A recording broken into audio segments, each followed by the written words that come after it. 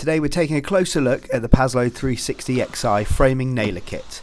As one of the best gas-powered nailers on the market for professional tradespeople, let's see what you get inside the case. You can see a brand new case here, so let's just open that one up. Straight away inside you can see all of the essentials, so you have the tool itself, the charger, and of course a battery.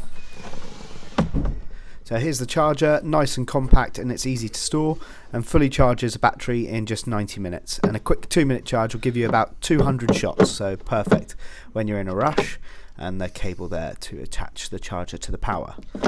The lithium-ion battery is lightweight too, it's long-lasting, and fires approximately 13,000 nails per charge. So the tool itself, well balanced, weighs 3.6 kilos.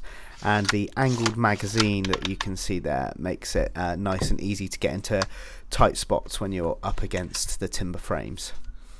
You can see where the gas fuel cell goes in as well, so keeps it firing smoothly even in cold conditions. It takes a 51mm nail up to a 90mm nail, so the two sizes in between 63mm and 75, and the quick load system means you're ready to go in seconds. So for a reliable, efficient and top of the class, easy to use framing nailer, the 360xi is a solid choice.